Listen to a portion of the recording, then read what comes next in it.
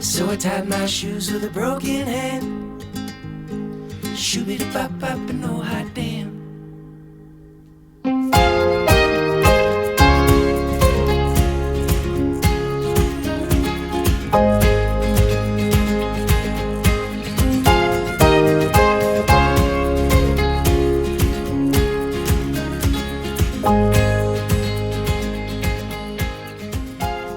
Hi, this is Justin Coletti of SonicScoop. Thanks for joining me for another MixCon Masterclass, this time with Jakir King. In case you're not familiar with him, Jakir has worked with a tremendous number of artists. He's worked with Kings of Leon, Modest Mouse, Tom Waits, who I absolutely love, James Bay, Buddy Guy, Norah Jones, Cold War Kids, City and Color, and so many more, too many to count.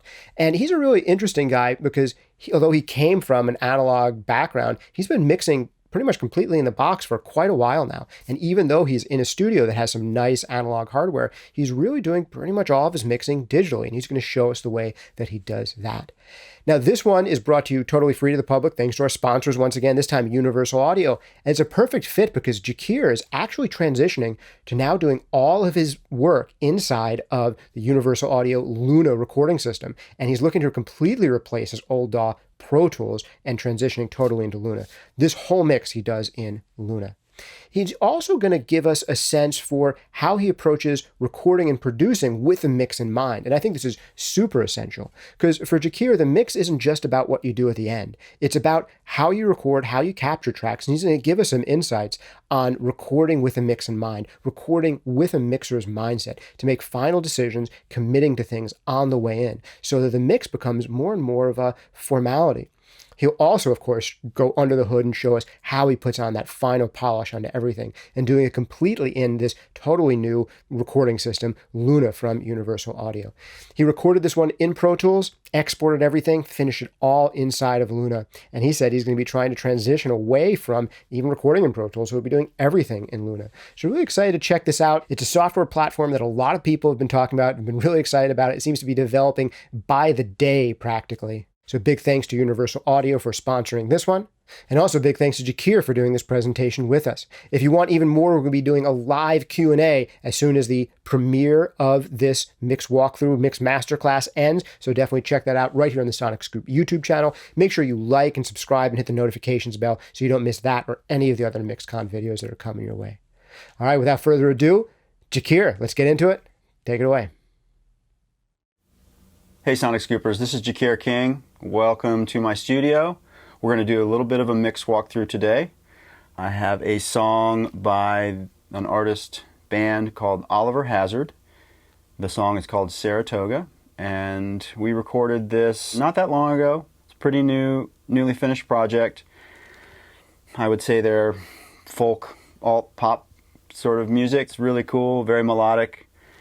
What I'd like to do is play you the intro through the first instrumental chorus, and then we'll get into the mix a little bit. I'll be talking about a little bit of my recording experience because I also produced and recorded this song, talking a little bit about that experience and why the tracks are the way they are, and just give a little bit of background and context as we go. So let's listen to a little bit of this, and then we'll dive into how I mixed it.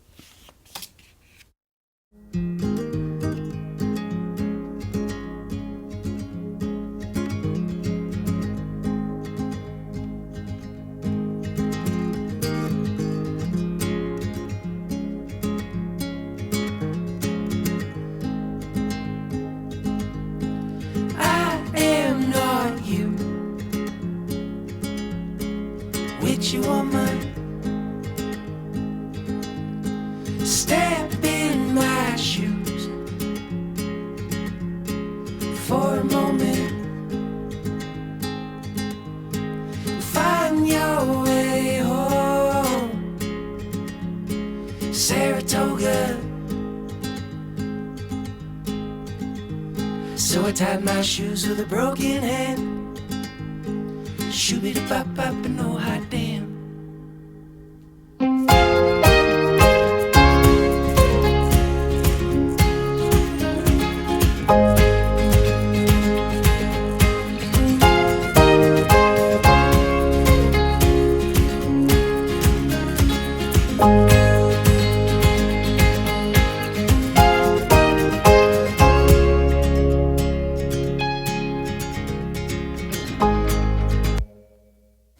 Okay, so there's 3 band members. The song starts out pretty simply, just basically an acoustic guitar with a little bit of a keyboard pad underneath it that we created. Some of the context I'd like to give is that this stuff was recorded without a click track. Almost the whole record was done that way. So the initial recording is the three guys playing acoustic guitar, electric guitar, and a Wurlitzer. The drums and bass were added later after we had the basic take. I will talk through about how we achieved the isolation and so forth and so on. So what we would always do is identify who needed to sing the scratch vocal so that we could have the acoustic guitar isolated. Because all 3 of these guys sing, we only had one person, which was Griffin, singing while he played the Wurlitzer part. He was in a vocal booth and isolated away from Devin and Mike. Mike played the acoustic guitar. He played it all the way through, but as we'll see with the tracks, that performance was only kept for the verses, and we redid the chorus parts where the part changes a little bit to the strumming to get a little bit of a different sound and be able to address that separate sound on separate tracks. The atmospheric keyboard was done as an overdub. All 3 vocals were then recorded as an overdub. The scratch vocal that Griffin laid down was replaced, and Devin played some of the electric guitar parts that we're hearing, and then we layered in a little bit more. So what we're looking at now is the session as it was brought over from Pro Tools into Luna. I really love mixing in Luna now. I am slowly making my way over to completely switching over to that platform because sonically I love it. It's a really good intuitive tool. It has a little bit of growing to do, but Pro Tools is not all the way there after all these years either. It's a really lovely sounding format. So all of the recording was done in Pro Tools, produced and engineered the record here at my studio. Once all of the recording was finished, any editing, then the files were consolidated, and certain things that maybe I only had available to me in Pro Tools were rendered, and then all those files brought over to Luna. As you can see, it's all whole files, as you might get delivered from someone that sends you a song to mix. Pretty much all of the plug-in stuff, processing that I might have had going on in Pro Tools was committed. Now you might be saying, well, gee, it'd be nice to see that. Honestly, it wasn't a ton of stuff. The way that I processed this one drum overhead for the second verse, so I put that through a SansAmp plugin that was in Pro Tools. The Pro Tools plugins are not available in Luna, so that, for instance, that might be the only thing that I committed, but I just wanted to sort of share that with you. Just to understand a little bit more context as we get into this, I am a big believer in recording as close to the sounds, the finished sounds, as you can in the recording process. So that's committing to some compression, that's committing to some EQ, that's committing to some distortion. I really want to bake in as much of the sound as possible into my recording for multiple reasons. It eliminates deferred decision making. Painting the picture as you go really helps identify the direction you're going, and it doesn't leave kind of an open book or second guessing later. It defines the path, and as you add layers and more performances and expand on the arrangement, then you really have the sonic context and landscape that you're building that informs the journey and the next steps. So that's really important to me. As I mentioned a few minutes ago, I'm very eager to get over completely to this Luna platform so that I can use many of the features that are available in the recording path and committing to plugins, the Unison technology to be able to use some of the different mic pre's. That does not mean that I will abandon using my beautiful studio and its gear, but I'm really looking forward to the ability to bring those things together. Most of the material was recorded through my console, used a fair amount of the outboard gear, compression and EQ to enhance the sound and shape it and sculpt it into the way I wanted to hear it as the recording. But some things before we get going, sort of building on this context, I had a tape echo, that space echo right there. I had that set up, and it was able to send off the console. Now this is stuff that you can repeat in a DAW. It's just I want to share it with you so that you have an idea not only for the context of what we're going to be listening to here shortly, but that I want to kind of inform and inspire you about how my process is, and maybe some things that might inspire you to adopt and think about to do some creative things. So we heard that acoustic guitar that was playing the intro. I'll just solo that. I'll solo up the acoustic guitar.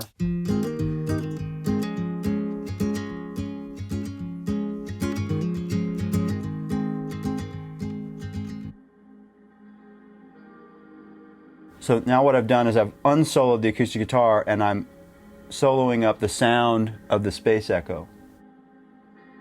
It's very quiet, but what we're hearing is I have a tape delay setting on there, so you're hearing a little bit of an echo. I'll play them both together. How about that?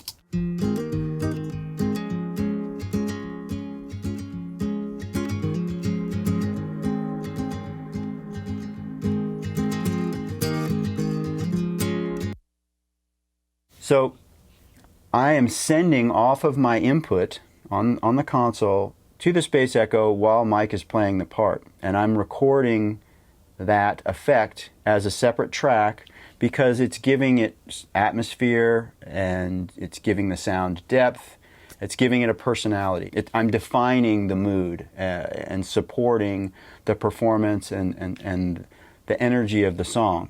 There's another space echo track. So you notice that there's a second space echo track. It's left and right. That space echo is mono. So it was recorded as a mono source. It started in the basic tracking as a mono track in Pro Tools, but I added the Valhalla shimmer plugin to it to add even more ambience and depth to it. And so the reason that it's come over to Luna here as a stereo file is because of the Valhalla plugin that I put on it and sort of stereoized my mono track. And so I'll just solo up the stereo space echo now.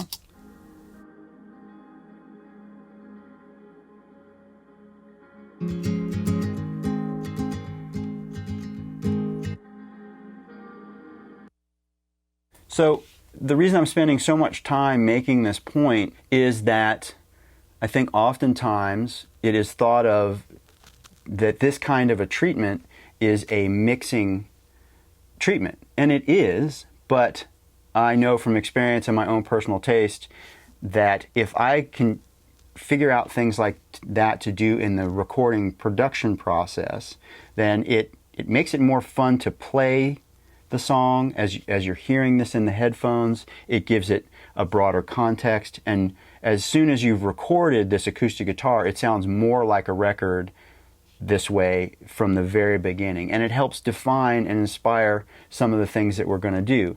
Before I stereoized the space echo, it was giving me a little bit of that atmospheric feeling, but it wasn't everything. And so as soon as we got the basic track down, I added this Juno track, which is a similar feeling to what the space echo turned into. I'll just solo that up for you for a second.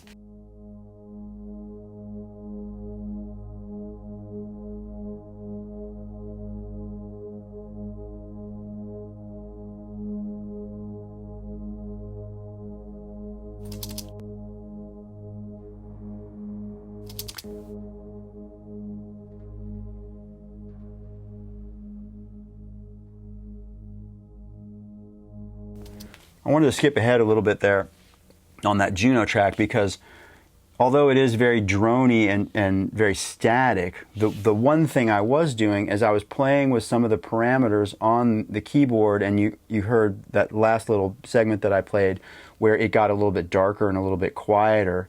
I was doing that stuff on purpose to accentuate the dynamic emotion, if you will, of the performance and the lyric and the song. I'm trying to paint as much emotion into it as possible with these subtle textures. It's not overt stuff, but then this helps set a mood and set the tone for the song, because honestly it's just very simple. It's it's an acoustic guitar. That is the only instrumentation that plays the intro and verse of the song as a forefront instrument. And we kind of saved everything, like the drums and the bass and the electric guitar, for the chorus to hit really big. We decided to do the first chorus as an instrumental because it's such a big melodic moment, and that's where all the instrumentation comes in, so that when the chorus comes again, musically it feels familiar, but then it feels refreshed by having the voices in there. So just a little bit of context. These are not elements that I created in the mixing process. Now, not to say that if you get a song from someone else and you're going to mix it, maybe this is what it might inspire you to do. You get a song from someone else that they decided to only have an acoustic guitar in the beginning of the song, and you can paint some effects and some context behind it to give it an expansive, sort of elevated feeling that gives it a sense of place and space. All that to say, I think it's an important thing that if you have a thought about what you might do in a mix in terms of effects treatments, if you can figure out how to do it as you're recording, it will make your mixing easier, and it'll also make producing and recording the song a little bit easier because it gives it some inspiration and something to expand on it. It makes it feel a lot more finished right from the beginning. Now, the other element that I had set up is my H3000. It's an Eventide. It's right here. It's kind of an old school effects box. It's sort of where Crystallizer came from, and it has a lot of reverbs and very cool modulated effects in it. So it is here.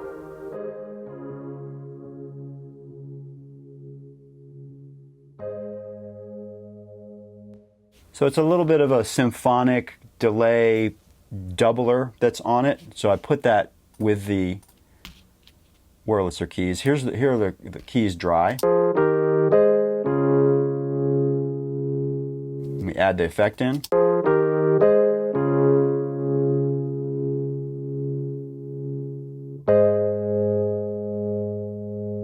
Now these are certainly ideas that you can use in a mix, but there again, it kind of gives it a little bit more interest and ambience, and the way that the doubling and sort of the sound of the space and sort of the timing feeling that it gets is appropriate to the song, and so it gives it some momentum. Okay, so let's talk about some mixing stuff. I'll get back to some of these production things and explaining some other things that I think might be useful information inside of, talking about a mix. But let's talk about a mix, right?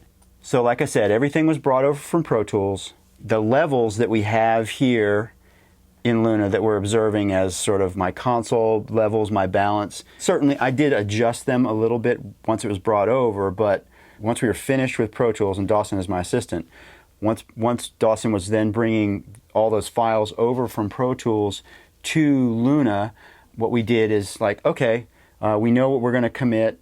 Let's document what the levels are in Pro Tools and set Luna up to be a very similar thing. Of course, we had a rough mix that we'd printed. I think it's a good idea. This is also another good mix thing that I would share with you, is that as you're working on recording a project, if you are recording a project, producing a project, make rough mixes often, because it's a way to listen to your progress outside of the studio and get a little bit of perspective. But then it also kind of like trains you as you're going about how you put yourself in kind of a mix mode as you're going, and it kind of informs you about what it is you need to be doing in the production to make sure something is finished. It's just really helpful. When you get to the end of the recording production process and it's time to mix, you have some experience either that you can refer back to and actually listen to, or you just have the experience of making the journey of making those rough mixes that you can bring over to the actual mixing process. Because I feel like, and from my own experience, that I have a lot more confidence now in my mixing than I did 15, 20 years ago. But 10, 15, 20 years ago, I caught myself making the mistake of thinking like, okay, well, this is now ready to be mixed. And you get into this mindset where you've got to do a lot of stuff. And to make a mix sound good, it's a lot of work and you got to do a lot of stuff. That's not always the case. As you'll see, some of this mixing stuff that I did is pretty simple because I baked in a lot of the sound that I wanted. But that's a really good thing to do and to have that experience. And so we have this rough mix at the end that we can refer to and put it in the session. So it's a way to sort of check the balances of what we bring over, because they're not one-to-one. The gain staging of Luna is a little different. You start putting a mix bus on there and some of the busing, the routing that the individual instruments go through, things start to change a little bit. So we have this rough mix to refer to and get ourselves back to the place where we last left it. So that's how we established a very basic volume for everything. Now, my advice would be, if you get a project to mix and you're just getting a bunch of flat files and you've got to put them in your DAW and start a mix, the first job to do before you start throwing a bunch of plugins and actually doing the processing work of a mix is just make a good balance, make a good rough balance of everything and start there. Having a rough mix to know what the producer artist's intention maybe was or how they were listening to it, that's good information if you can get a rough mix as well. Put that in your session so that you have something to refer to, and as you work on the mix, go and listen to the rough mix, and you need to feel like that you're beating what they gave you.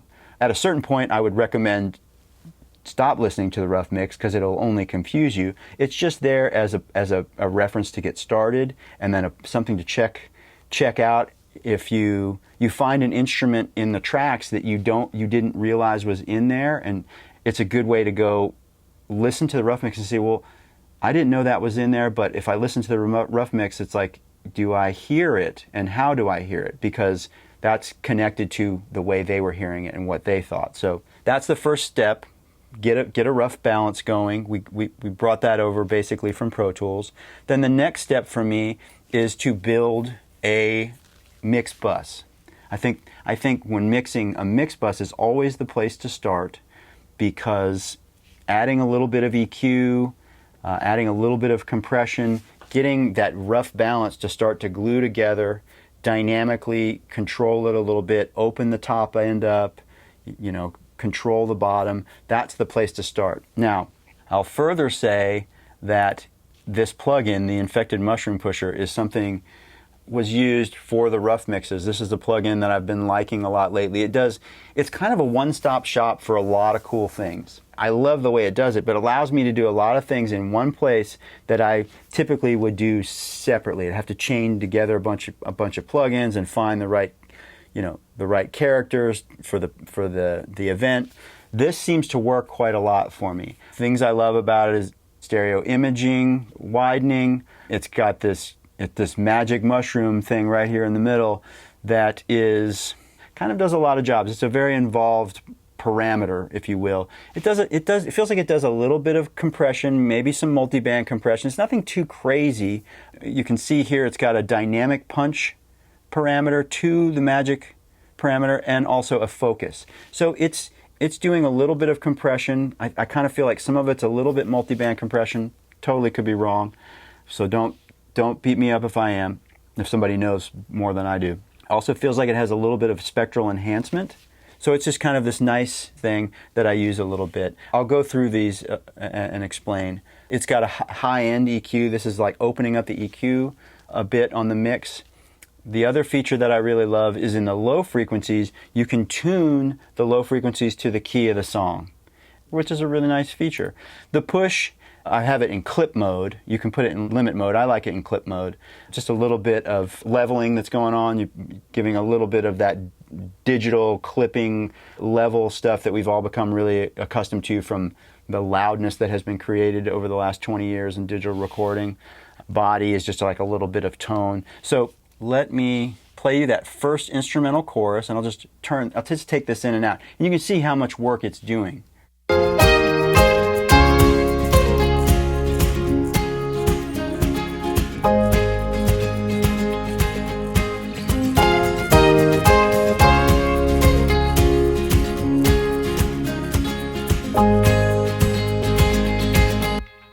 So it's doing a fair amount. I mean, not only are we getting some level out of it, but it is kind of doing that smiley face thing. When I take it out, you hear a lot more of the mid-range of the content, and it's just not as bright and wide. So it's just kind of expanding, lifting the top and bottom frequencies and opening the image up and just putting a little bit of that smiley face magic on it. Now, if you were to do these things separately, it would involve some EQ, a little bit of compression, might take a couple different types of EQ. Another small thing that I should point out about this plugin, because it's kind of doing a lot, is I have its output set at -1, okay? It is the last thing in the plugin chain that I have going, and I'm setting its output to -1 because I do not want to print up to 0. I don't want to deliver anything that's clipping. I don't want the file that I send away to mastering to be clipping at all, because that means that it's going to be clipping the D to A converter as it's going, at mastering, and I don't want to hear it that way, and I don't want to deliver it that way to mastering. I'm not saying that everybody masters in an analog process, because they maybe do it all in the box, but there's no reason not to put that little bit of safeguard in there so that you're not hearing the color of your converter being clipped.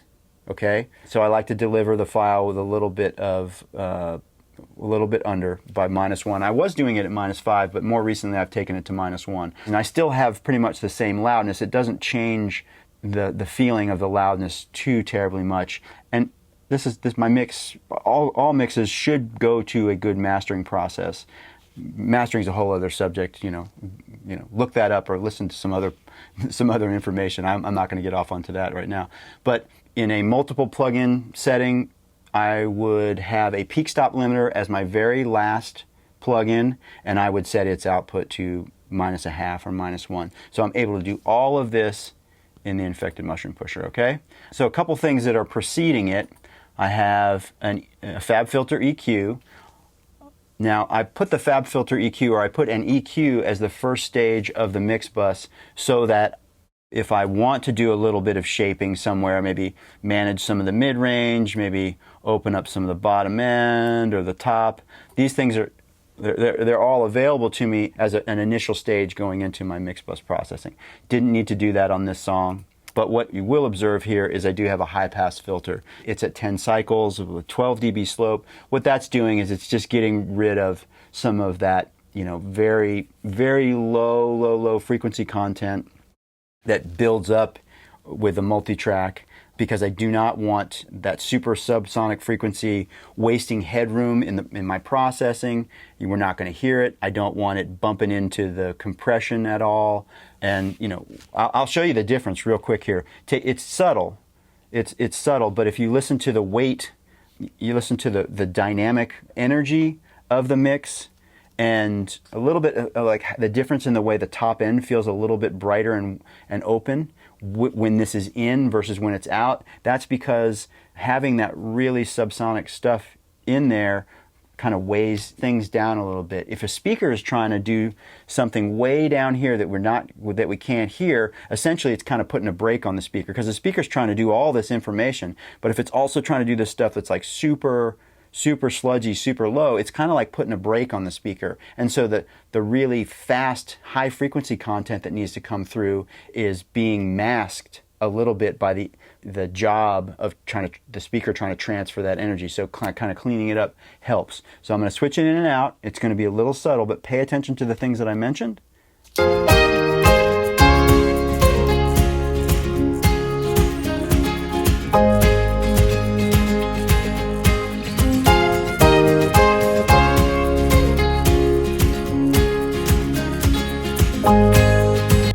Most obvious things to me are like the kick and the snare become just a little bit brighter, a little bit snappier.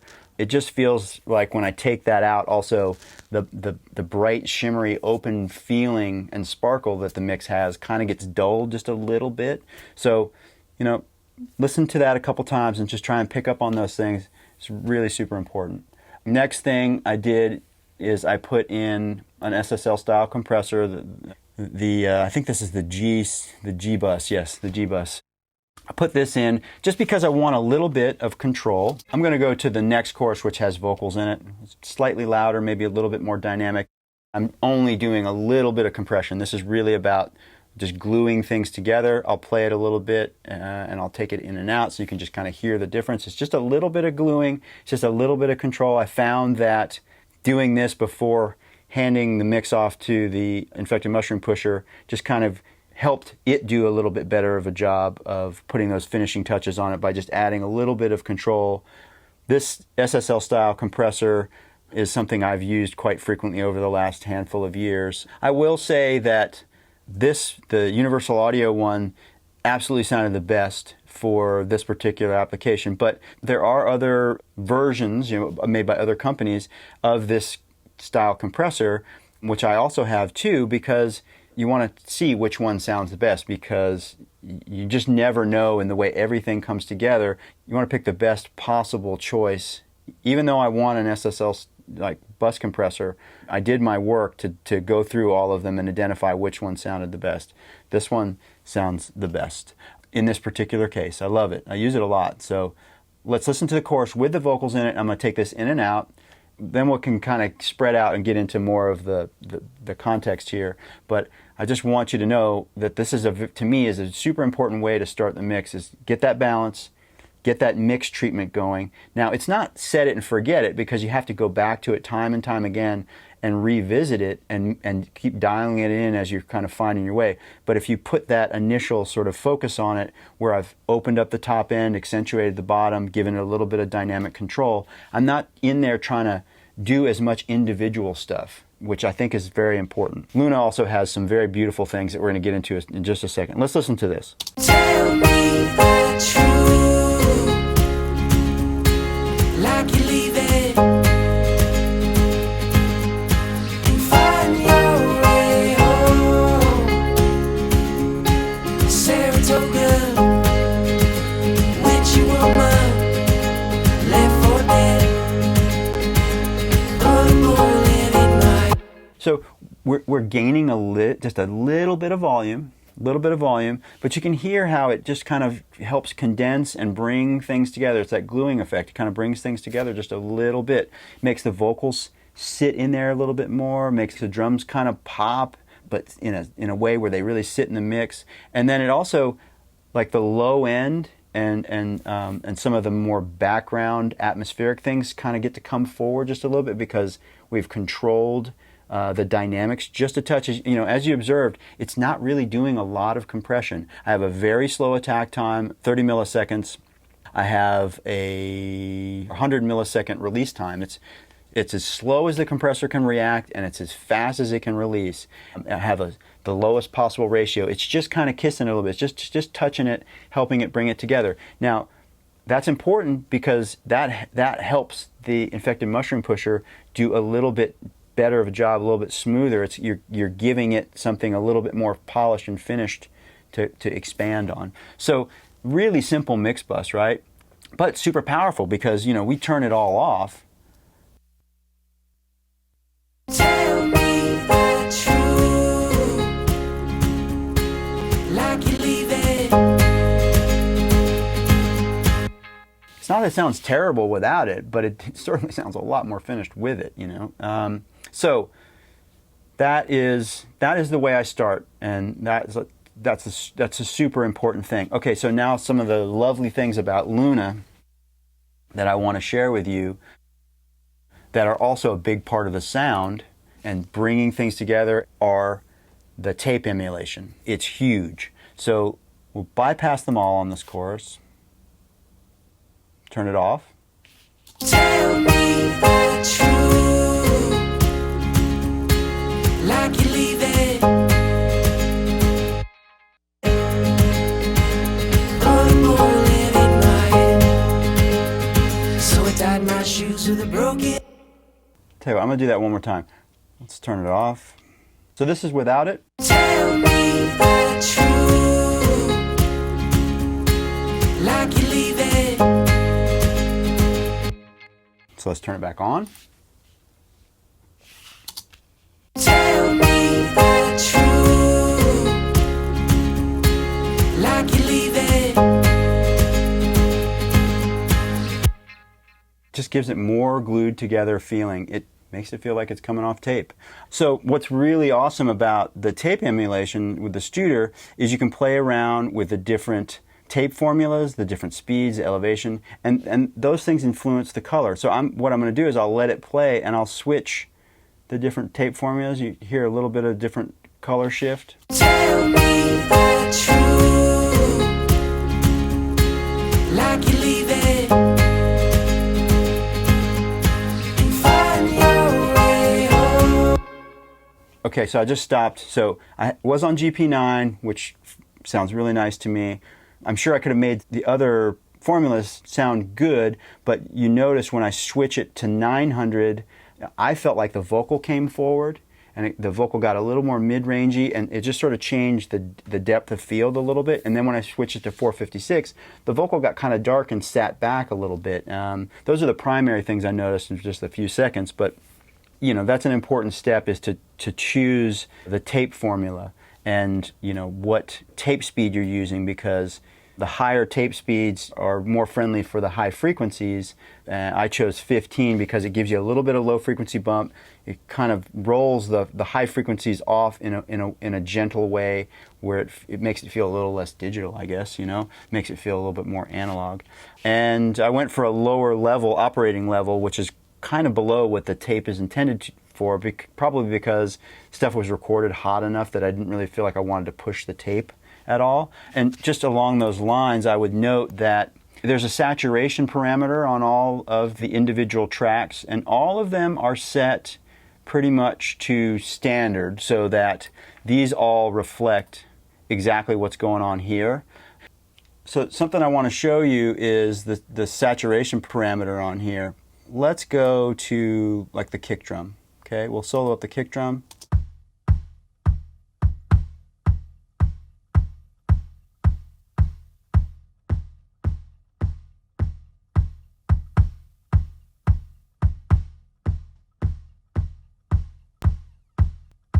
So everything's kind of standard, but I wanted to sort of show you that what's really also brilliant about this is that individually you can change how much level is going through the tape emulation on each individual track. So we were kind of talking about the overall parameters.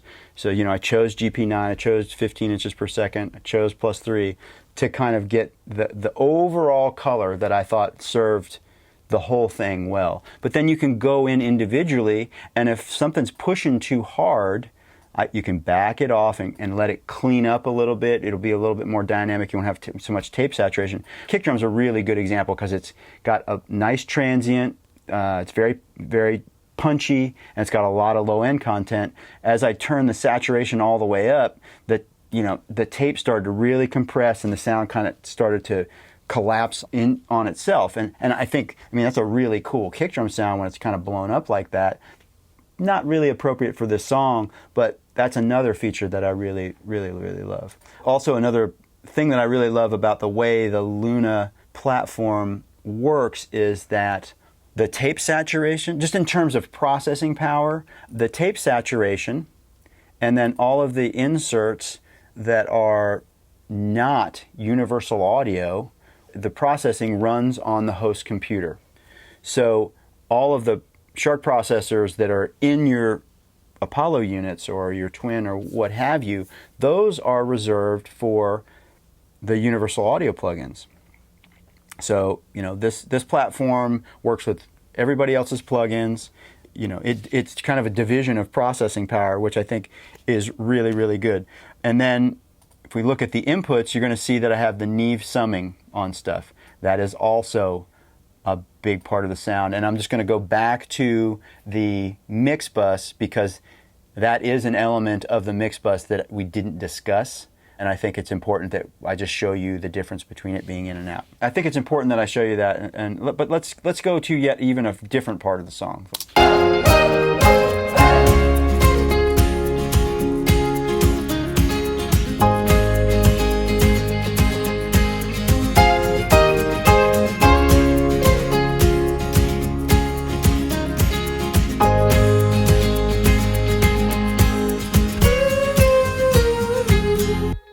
So when I turn it off, it takes a little bit of the life out of it. It's not as thick and juicy, doesn't sparkle quite as much, doesn't feel as glued together. So, my approach is a lot of little things in key areas is the way to start your mix, so that you're not in there overworking individual elements to get things to kind of come together. Get a balance, do these things on the mix bus to shape it. If you have the luxury of working in Luna, it's a free platform, by the way. You can have the tape emulation. Oxide comes as a free part of Luna, so you can have that. The Studer is an upgrade, but it's not a ton of money, and actually, what it saves you and what it saves you in time and what it gives you in result is definitely worth it. You can demo these plugins for 14 days and decide for yourself. So the other thing I'll just point out while we have the Neve summing open is that the Neve summing is an option on everything that is a auxiliary or busing path. Anytime you send audio from some tracks through an effect, or as you can see here, like the vocal reverb and delay have Neve summing on them. Background vocal bus has it on there. And so it's anything where you have a routed sound. Some of it's bussing, some of it's effects. So there you go. So it's a kind of an accumulation of sound. Let's go now and kind of dive into some individual elements and explore a little bit of that stuff as we go through this. So I use FabFilter quite a lot. It's one of my favorite plugins. These are the three vocal tracks. Okay, you've got Griffin, Mike, and Devin. Pretty similar EQ on all of them, I'm sure. Just kind of getting rid of that low frequency stuff on the voice that we don't need, that makes the compressor act crazy, and it's just not really a usable part of the sound in terms of it being in a dense arrangement. Now, if this was just a vocal and an acoustic guitar only, I might be inclined to leave a little bit more in there just to fill the sound out a bit more, but we've got bass and drums and all kinds of stuff. So there's just a little bit of high-pass filter on there. I do use the FabFilter plugin a lot. Yeah, I use it a lot for high-pass stuff. Just getting rid of unwanted sound down in the bottom register that's not really being used. One little thing that I'd like to kind of go back to, and this is an important thing that I like to share. This was an important thing for the band. In their previous recordings, they had never had the opportunity to spend the time to find the microphone that they each individually sounded the best on. So sort of day one of the recording, one of the things that we spent a bit of time doing was put up a bunch of microphones and had each of them sing on each of the microphones and made notes about who sounded best on what. And now, as it turned out, they each sounded best on a different microphone. That was good, because we did do a decent amount of recording where they were all three singing at the same time, and that wouldn't have allowed us that opportunity. But that is a super important thing in terms of recording and capturing a vocal, is make sure that you're using the best possible microphone available for the vocal. Now, because voice is one of the hardest things to capture, and sometimes the microphone choice that sounds the best might surprise you. It'd be a very unlikely candidate. And, be encouraged to try to experiment and look for things that you might not normally put on a vocal, because you never know, it might sound the best. Or you might learn something that you can use a certain microphone as an effect or a juxtapositional way of capturing something that adds interest and context to, like, let's say you want to have a different textural quality for the bridge vocal. Well, you've done the homework to know that you have another option to go to. Super important. So in that process, after listening to the three guys on, I think we maybe 8 or 10 mics, right? Pick the microphones, and then we picked the best mic pre for each guy. So let's just solo up the vocals and listen to them. I feel abused at the moment, falsely accused by the wrong man Okay, so it's 3 guys singing. They're all singing in a very similar register. They have light, bright voices in the way that they're singing. But because we did the work, I'm not having to do a lot of crazy EQ. That's why you don't see much EQ here, because we chose the right microphone. Then we spent the time to find the right mic preamp for each of them individually, and then each the right compressor, and just kind of optimize the sound going in to be the best possible capture. Now that's not always going to be possible for everybody, I know that, but I just kind of want to say that and put you in the mindset that every opportunity, as you can see from this whole thing we've been talking about, every opportunity that you can make to give yourself a more finished sound from the beginning, the better. Now, you might be thinking, well, that's fine if you can record everything you mix, but what if I'm mixing a bunch of stuff that somebody else recorded and I don't really love the way that it sounds? I always approach that stuff as in the mentality of, well, what would I have done differently in the recording process? And then try to and use that as a insight into how can I get this track to sound how I want it to. And that's the thing, goes back to talking about the SSL, on the choice of the SSL on the mix bus. Try a bunch of different compressors. They all sound different. They all affect the outcome differently.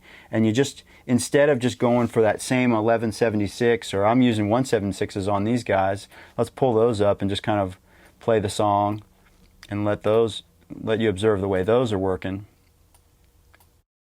I think they all sounded good on this, but in recording I had them all on different compressors.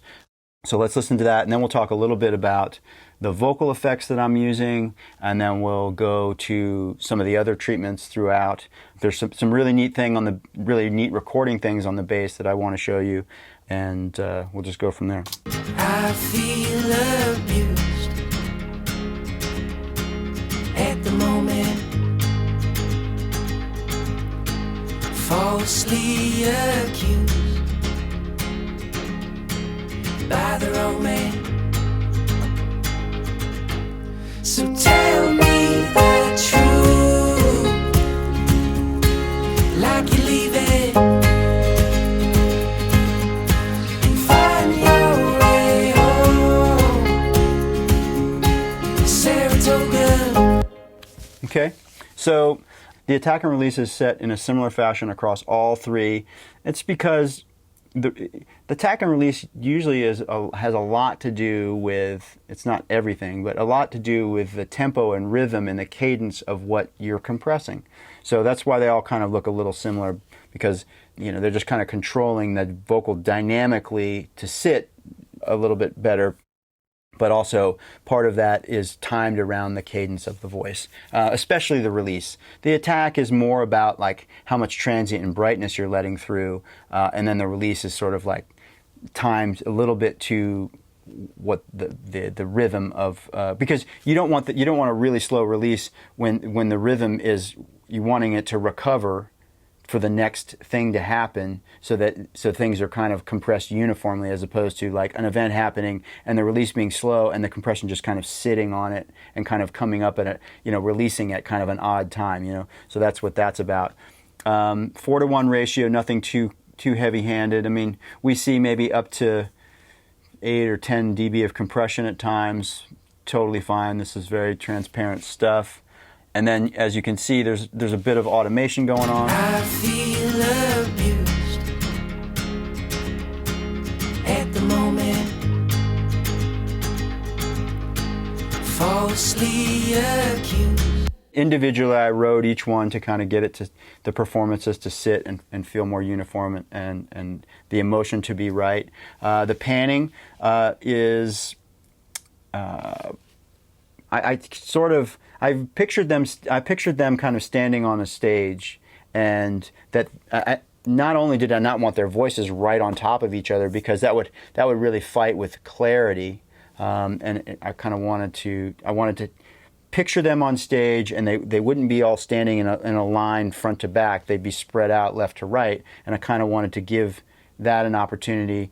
Their voices are similar in spectral context, so I don't feel like they've got a bright voice over here and a dark voice over here. It's very balanced, but it helps sort of spread things out and give a little bit of interest, separates them enough so that they sound individual, but they are centrally focused, okay? And it kind of reflects how they might be on stage. So a couple of things here. So we've got a couple of sends that we're using. It's pretty simple. A lot of times in the past I've used two vocal reverbs, two vocal delays. It just didn't really feel like I needed all that for this. There's a lot of atmosphere and stuff going on in the track. So what do we got here? So for the vocal reverb, I'm using the Valhalla vintage verbs just on a plate. Let's see if we can solo that up and hear that individually. That's another thing I like about Luna. You can just solo up your effect track, and you don't have to have stuff in pre and change the way you're doing something. You can just solo up the return. It's kind of a cool thing, like you would be able to on an analog desk.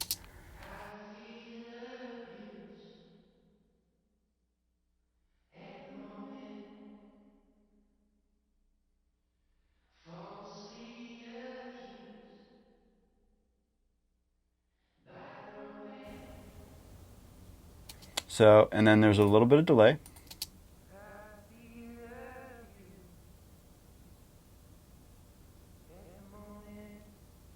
And I only put that on Devin's vocal. So, because he's in the middle and the delay is really wide, just kind of made it interesting, and I leaned a little bit heavier. And also his voice is a little bit darker than the guys. He sings a little bit softer in this context. Their vocals are the ones that are really pushing the reverb the most.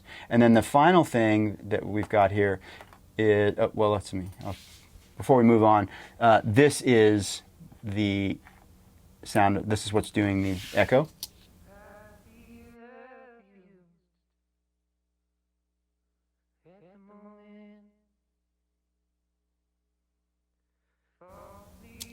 And because this stuff is not cut to a click, I just timed the delay settings by ear. You know, something that's kind of slap delays, and I rolled a bit of the high and lows off, a little bit of feedback, and I chose the space echo algorithm. That's another thing I do. It's like when I'm mixing, you know, it's like we listen to these. We'll listen to Devin soloed up with the echo.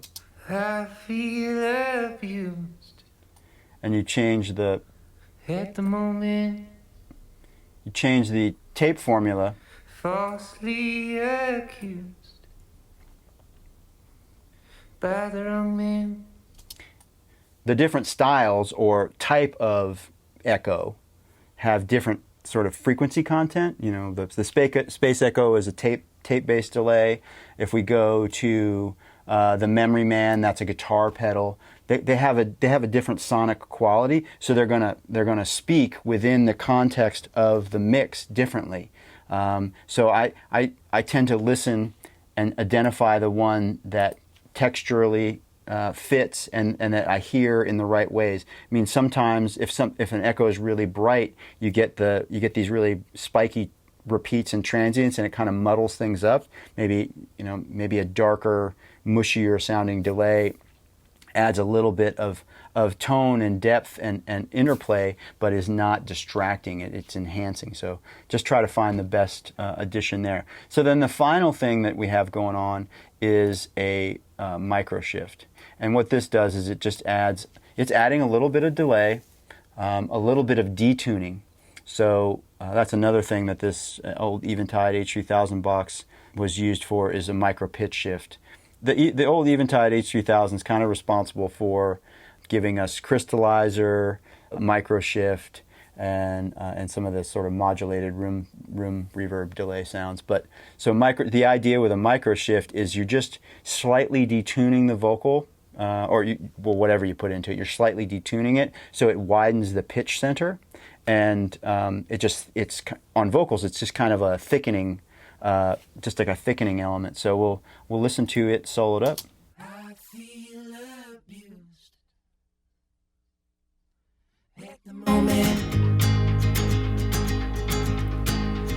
falsely accused by the wrong man. So when I take it out, things just feel, there's just like a little bit less of a halo of sound around things, if you will. When I take it out, the voices feel a little bit more in the middle.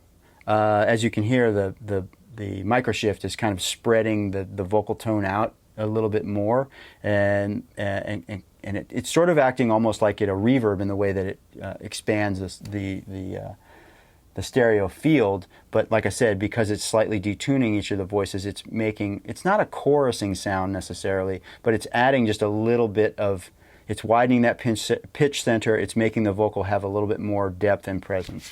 So here the vocal's dry. I'll just add in each thing. Let's go to a different part of the song. So how about that? Like you leave it and find your way home. Saratoga, witchy woman, left for dead. None of these effects are very overt. They're adding just a little bit of support and atmosphere and depth, texture to the voices. You know, when I turn the reverb on, it's not like, oh my gosh, now there's a ton of reverb. It's just, but the voice, it gives the voice like a little bit more connection to the music that it's, you know, because the voices are sitting out front a little bit, so it just sort of helps. It gives a bit of a feeling of space, connection to the music. Sometimes in a mix, I will create a vocal bus in the same way that these background vocals go through a bus. On this song, the background vocals are very minimal. They're just like a little bit of a little gang thing that happens in the bridge. But you know, a lot of times I like to treat background vocals. Let's just listen to those real quick.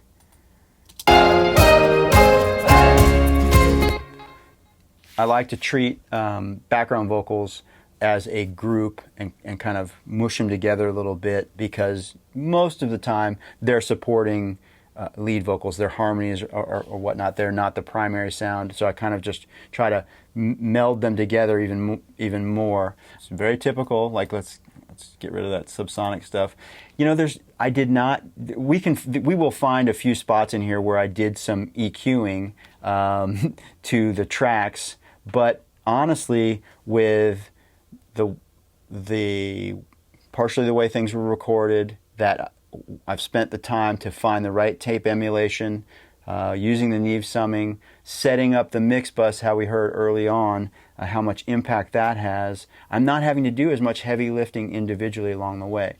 Now, I'm hitting the background vocals sort of with double tape. This is this is left over from before I was working in Luna and had all that tape emulation.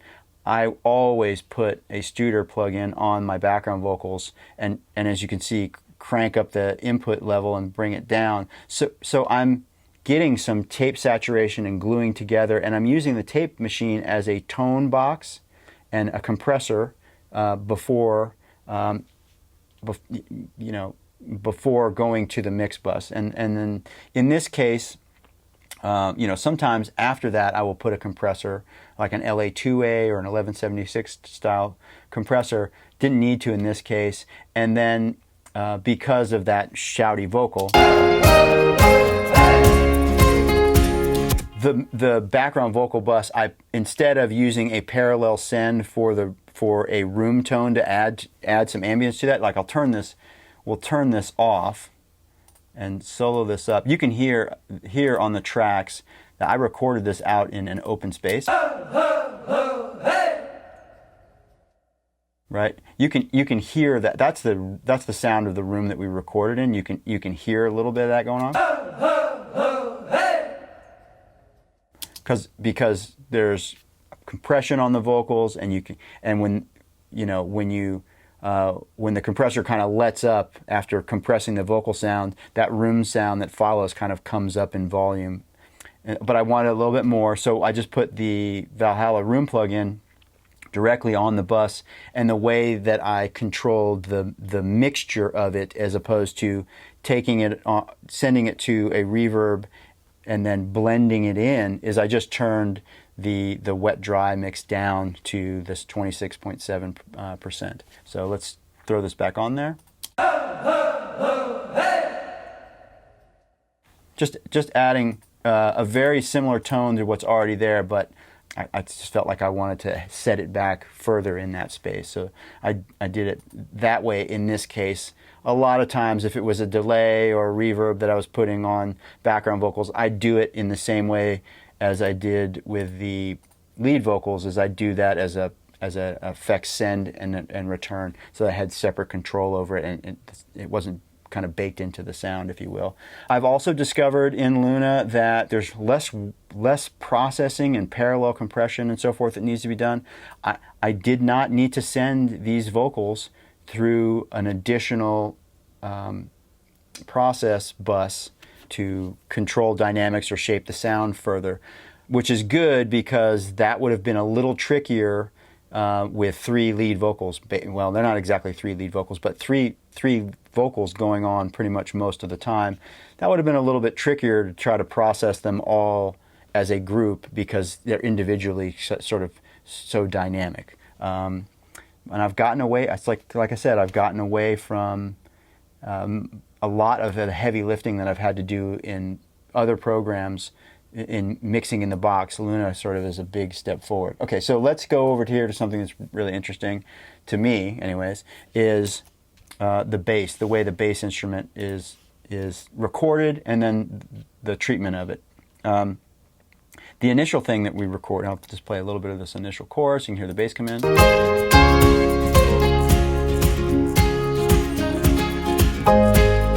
A lot of big whole notes. Let's go here where the You are mine, left for dead. Put a bullet in my head. pretty simple stuff, but definitely adds a lot of weight and character to it. So we started by recording an electric bass.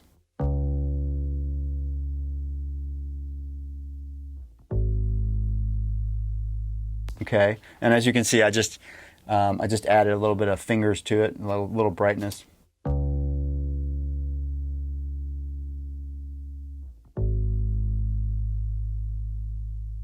Let's go to that busier pattern just so we can hear the EQ changing a little easier.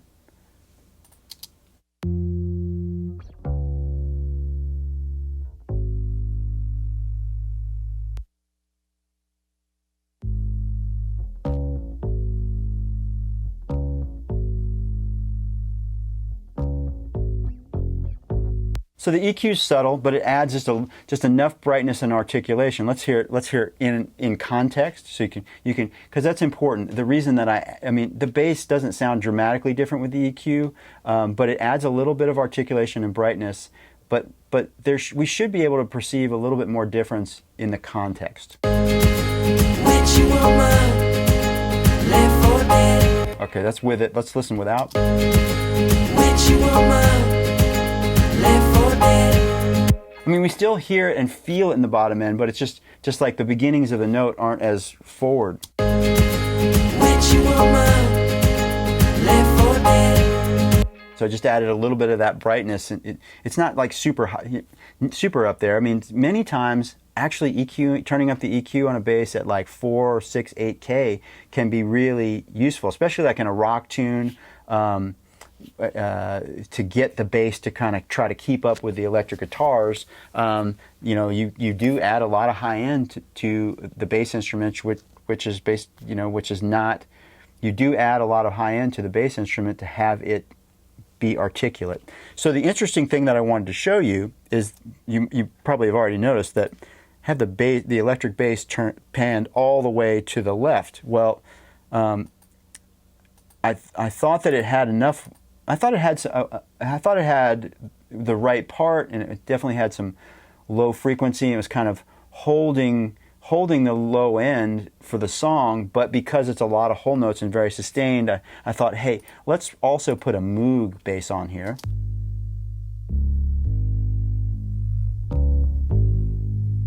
And I panned them out really wide just to take advantage of make it a little bit more interesting. They don't exactly hit at the same time.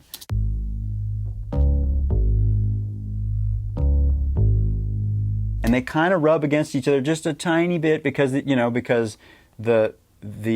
Moog is an analog synthesizer. Well, it's an emulation of an analog synthesizer. It's a very good one. It's it's the UA Moog that you can get with Luna, but it's got a little bit of subtle drift. The intonation on the bass is not perfect, and it's somebody's hand on there kind of squeezing the note. So these are good musical things, but I just found it interesting the way they kind of gives it a little bit of an image and kind of plays with the feeling a little bit.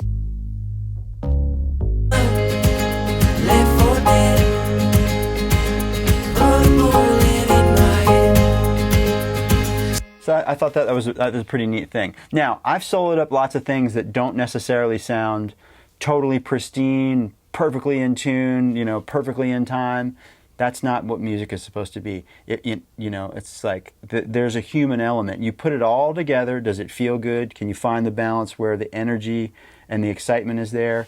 That's to me that's what's beautiful about music. If you just sit back and listen to this, I doubt that you would identify that like something wasn't perfectly in tune, or it wouldn't be over, because it sounds beautiful. It's a very beautiful record and a great performance with a great song. But having that push and pull, like it's not like on a grid. Wasn't cut to a click. There's a push and pull of tempo, and it feels natural. When you listen to it, if it feels good, it feels right, you don't even think about those things. Those things don't matter. Let's go to this outro and listen to this, and we'll just kind of observe what the bass bus is doing. We could just talk about that a little bit. Yeah, still look up to you.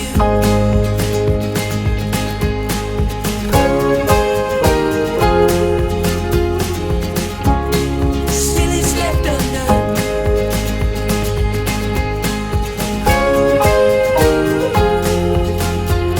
Okay, so here's a similar approach to the mixed bus. My bass sound is comprised of two instruments playing the same part, right? So I've balanced them and panned them in a way that I think is cool.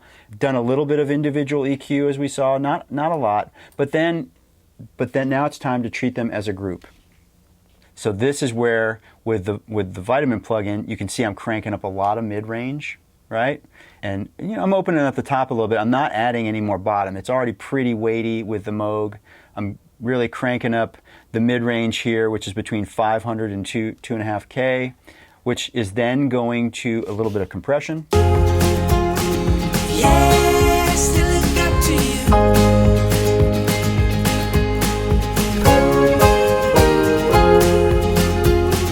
I'm going to solo it because it may be the subtlety of the compression is going to be a little bit hard to hear, but I'll take it out.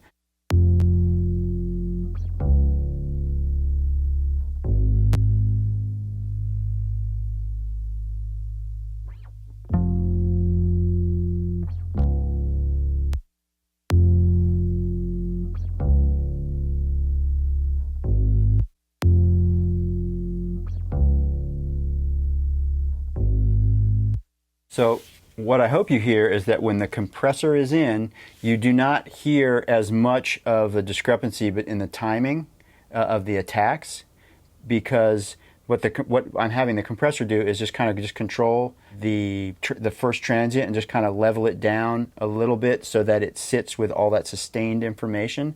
And you don't really observe this DBX 160 VU style compressor moving very much, but I promise you, we heard that it's doing some work, right? I know from experience that when this light changes, when this goes from below to above, it's working, and this meter is not giving you the full picture. I can definitely hear that it's compressing.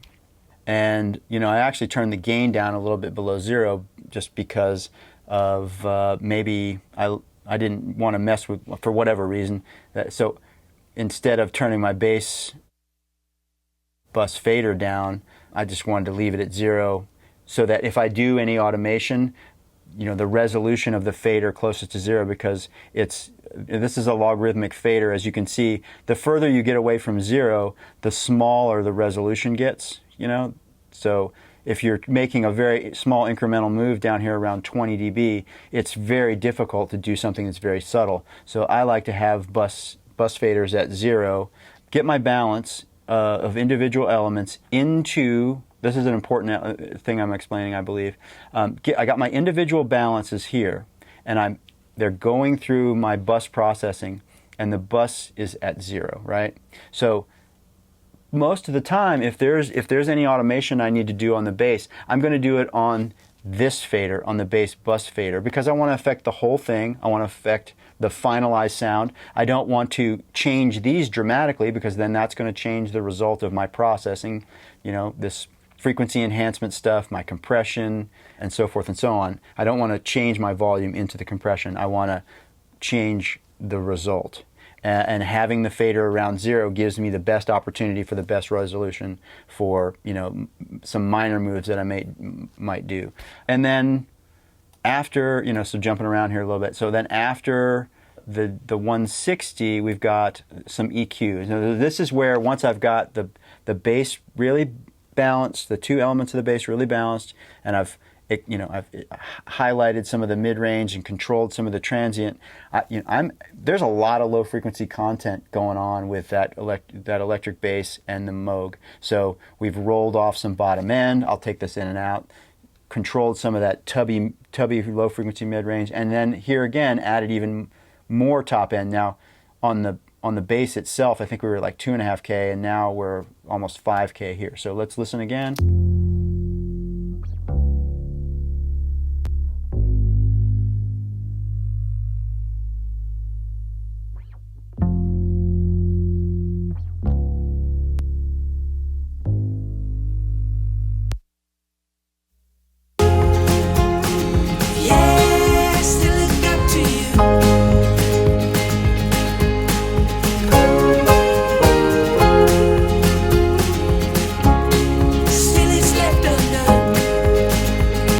So when I take the EQ out, we still hear the bass and feel its weight, but it gets muddy because it's got so much of this low frequency stuff that's kind of weighing everything down, and we lose some of this bright articulation and some of these frequencies that are masking that I've pulled away sort of make it feel a little bit muddy. So just a little bit of EQ after all of the processing to get the bass to totally sit where I want it to.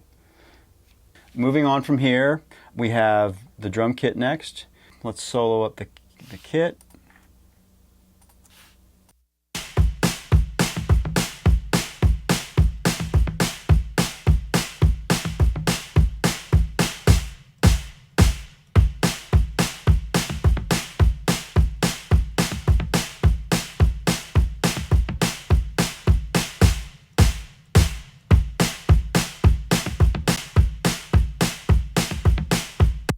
So what I've got going on here, processing, fairly similar, repeated theme process here.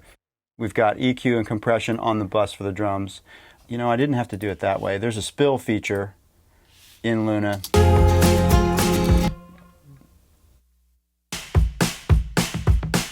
Which is kind of cool because it's like this focus. So you hit the spill button and it focuses everything in your view that's associated with that drum bus. So it's kind of nice to be able to identify some things, like what is all coming into this path or whatnot, and it's reflected in the edit page as well as the mix page. I think that's pretty cool, and then you can solo it from there. You don't necessarily have to have the spill feature engaged to solo just the drums. That's another thing I love about the busing in Luna. So what's going on here? We got a little bit of EQ on the kick drum. I love the analog feature on this API plugin. Let's solo up the kick.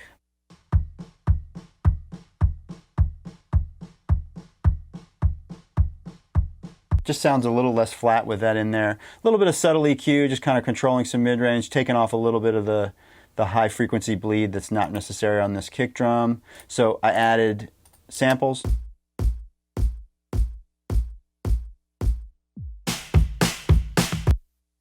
Adding samples to kicks and snares is a mixing thing. And then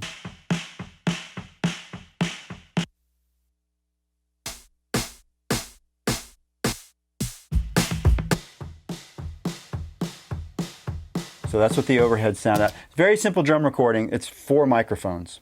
There's a microphone on the kick drum, there's a microphone on the snare, and then there are 2 overheads in sort of a Glyn Johns style, one that's over the drums and one that's to the side next to the floor tom, equal distance from the center of the snare.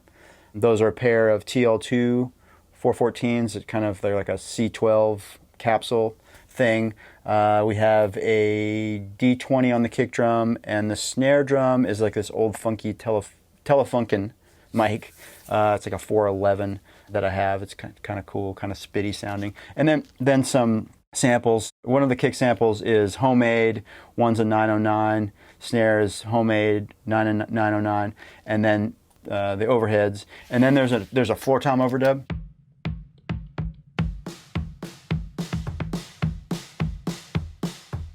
It just adds a little bit of interest. So what else are we doing? We got this EQ on the kick drum. I'll show you the EQ on the 909 kick. I kind of filtered off the top and the bottom just so I had that really knocky, punchy low end. I didn't want the subby stuff or the very tick-tacky high end of it. So that's what's going on there. Snare drum. Different style API EQ. Using this one because I love this analog feature on it. Let's listen to that.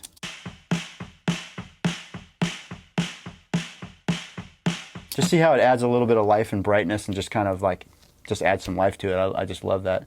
Some simple EQ here, basically rolling out a little bit of the mid-range.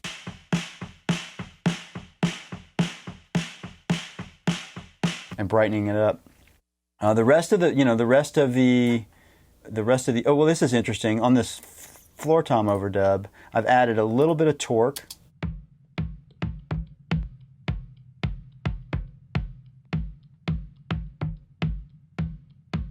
Now, what I love about this, you can focus the low frequency enhancement, which is cool. You can do it by the key.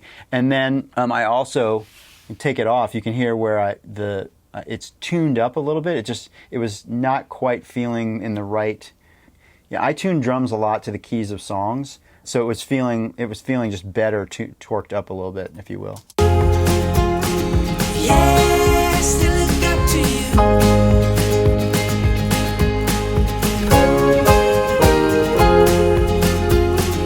Because when I take it out, it just feels a little flatter and sadder. So it just kind of like, by bumping it up that little bit, it kind of was nice. And then after that, what did we do? Just a little bit of EQ, and I rolled off the top end just because I didn't want so much of the stick sound thumping in there with that thump. I really wanted it for that rhythmic thump. So.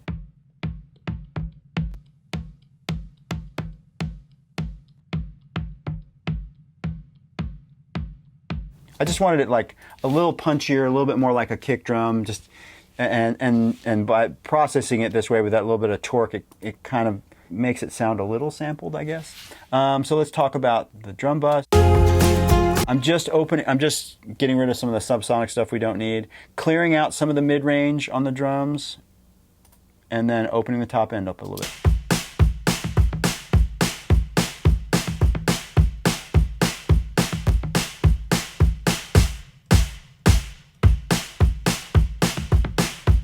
Another fine example of just reiterating, like, make your balance, treat the balance of the instrument, because you can hear when I switch this EQ in and out, I mean, it doesn't look like I'm targeting the snare, but the snare drum becomes so much brighter and everything kind of feels a little bit airier and dynamic.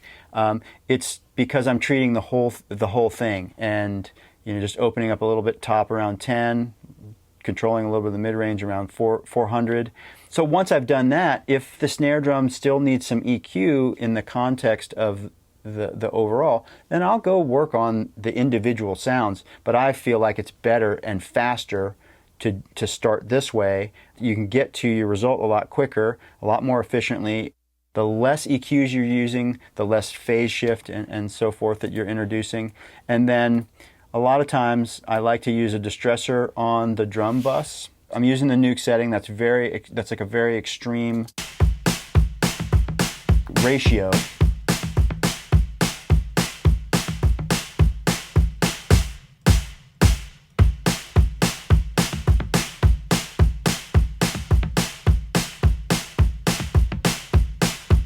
And because they have the attack pretty slow and the release pretty fast, it's not really beating up the transients too much. What it's doing is it's bringing out a lot of the ambience, well, not a lot. It's helping bring out some of the ambience of the room and kind of giving you a sense of space around the drums. And then instead of doing a parallel path where I'm doing parallel compression and I've got the dry drums and the compressed drums and then blending them, I'm just using the wet-dry mix on the distressor to achieve a balance. So moving on, there's a shaker track that's doing a little bit of something, and then we have some tambourine. Yeah, so it's a tambourine just printed through a plug-in reverb. Okay, so we talked a little bit about the acoustic guitar earlier, but let's revisit it because we have an acoustic guitar bus. Here again, it's same kind of thing, addressing the individual elements. The strum part has a little bit of EQ to sort of focus the mid-range. Let's take that on and off so you can hear that. Oh, we've got to go to the verse where it's playing.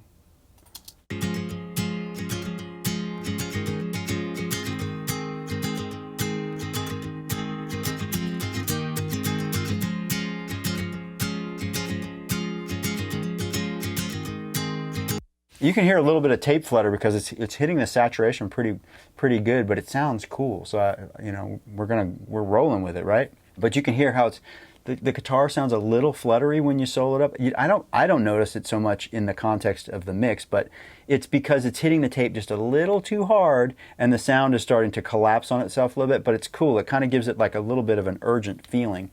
As you can hear, when I take the EQ in and out, the guitar seems like it's getting brighter and clearer, but I'm not doing a lot of work up here in the upper frequencies. What I'm doing is I've cleared out a little bit of the honky mid-range. The low frequency boost that I've added here basically helps drive the compressor a little bit better in that mid-low frequency range to where the compressor is kind of sitting on that stuff a little bit more consistently, and it's allowing, because I have a fairly slow attack time, it's allowing those transients to kind of pop through, and it's making it sound brighter without EQing it to be brighter. I hope that makes sense. I'm using the attack, a little bit of a slow attack, to let the transients through. I'm taking out a little bit of that mid-range to get rid of that ugly tonal part, but I'm pushing up the low frequencies just a little bit more to get the compressor to sit on the tone of the guitar a little bit. So it's letting the transient go through, right? And then I've accentuated the low end in a way that's good for the sound, but it's also making the compressor sit on it a little bit more on that low frequency. And the result is it makes the top end feel brighter and more open. So that's like an individual thing. On the strums, I'm using the Vitamin. I love this plugin especially for acoustic instruments and adding a little bit of color and vitality, if you will. That's the reason it's called Vitamin, because it makes you feel vitalized.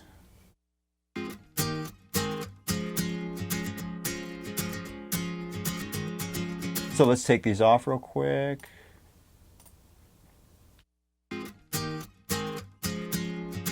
See how they sound a little flatter? So we're just kind of opening up the top end a little bit, and a little bit of low energy, just like I was describing before. But it's not followed up by compression. I'm letting the bus compression sort of do a little bit of that work. All right. So this other strum part just has a little bit of.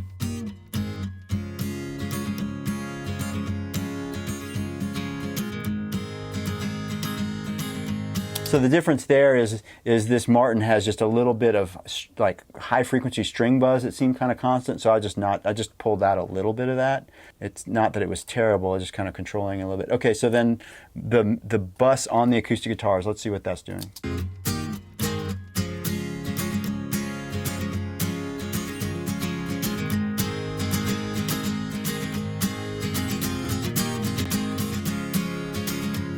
Not doing very much. Let's see how I have this set up to use it. I'm using the wet dry here to be sort of like a parallel path. It is doing a little bit of compression at times. It's not very much. It's there if I need it. In this case, it's more about just the color of the because when I take it out, that level kind of comes up a little bit because I guess it looks like I've pulled the input down just a little bit from Unity.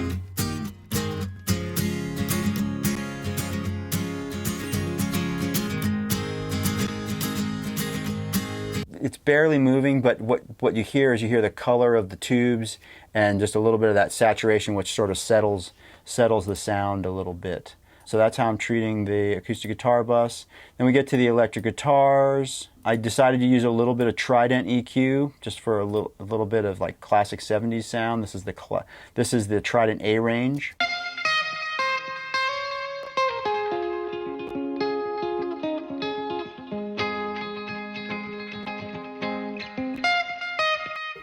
Just kind of brightens it up, you know, like a lot of early David Bowie records and a lot of cool records were made on the Trident A range. They have just kind of a very cool sound. I kind of love on cleanish guitars. I really love using them sometimes just because of the tonality and flavor that it gives them. It's also a really kind of unique design where EQ's always sort of introduced some phase shift and some weird things that kind of happen. The Trident A range did it pretty significantly, but in a really cool way that's unique to it. Each of the bands are very interactive with each other, and just in terms of the way it creates sort of shifting of color and tone within the whole EQ. I really love them for that. And then after it, I've got a little bit of compression on them. Let's see what that's.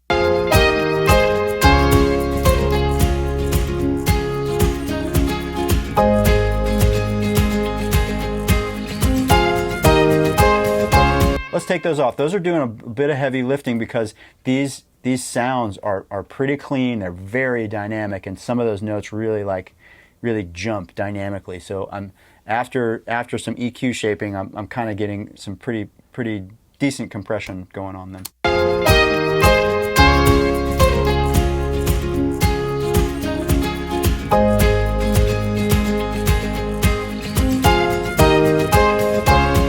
You can hear how they're kind of sitting on there and controlling it.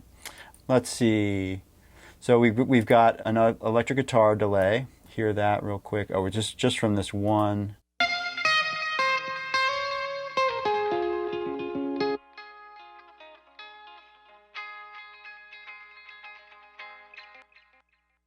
So I've picked the transmitter emulation, very thin and wiry sounding. It doesn't create a lot of body in the echo, so it's really cool the way that it gives the dimension to it.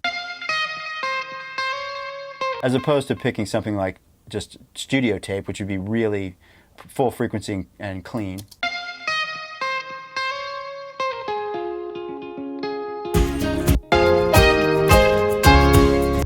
Versus just having that high mid-range frequency sort of like be the delay that over here, it just makes it feel splashier and fun and more rhythmic. So I really love that. So that's the only effect that's going on in the guitars, other than, you know, whatever pedals we might have used. And the rest of the sounds are electric guitar bus. I love the PSP Vintage Warmer on electric guitar bus. So let's solo this up.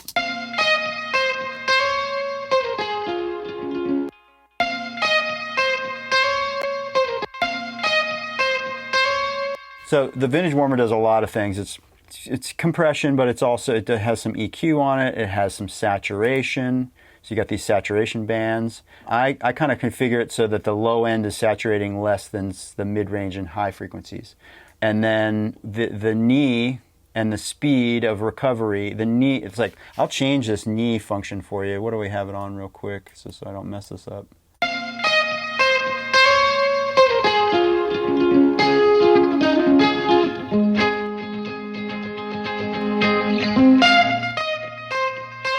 Can have a pretty dramatic effect on the articulation of the guitar and how much saturation and volume. And so the knee and the speed of recovery are very let's see, what does the knee say that it's doing? Expands below ceiling and raises the low level gain. So it's kind of it's a limiting knee. It's kind of like a little bit of a clipper in a way. And then, you know, you can adjust the speed. It's like a combo of attack and release. to sort of sit the right way. I mean, the lower values tend to sound a little bit faster and brighter. The higher values sort of sit on the sound and kind of feel a little bit more settled. So it just kind of depends on what you need. And then I guess the last thing I'm using this for is a little bit of high frequency boost. So just opening up the top end a little bit around 11K. Super powerful plug-in, really, really good. Let's hear the guitars with and without it again.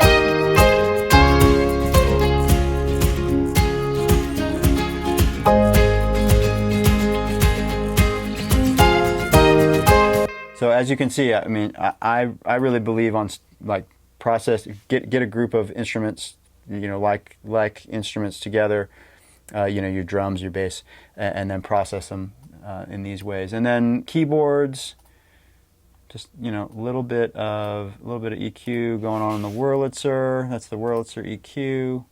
I add, so on the Valhalla, or on the, excuse me, on the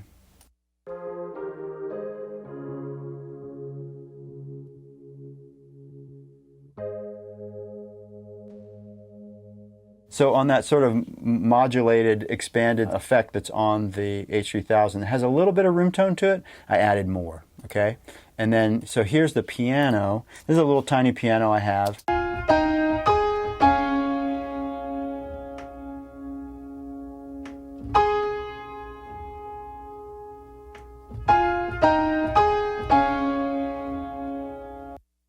So we kind of recorded that in a little bit of an ambient way where the microphone is actually up above. It's a small upright. It's like a half-size, three-quarter sized upright. But we put the mic up over top of the player, and so we're getting this nice stereo image, but we don't need the piano to have a lot of weight to it, and we want it to kind of have a little bit of an ambient quality. I'm using an AEA R88 ribbon microphone. It's a stereo ribbon mic. It's configured in a Bloom line. So it's listening in front, in an XY, and in a rear. In the rear, you get a little bit of ambience, and you just kind of get this nice whimsical sound. And the last thing is in the keyboards is those Junos, or the Juno track.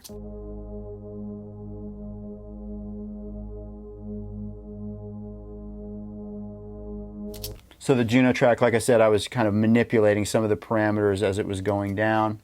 I think the final thing we can do really is just look at whatever it is I did on the keyboard bus. No compression. I just opened up the top end a little bit to add a little bit of air.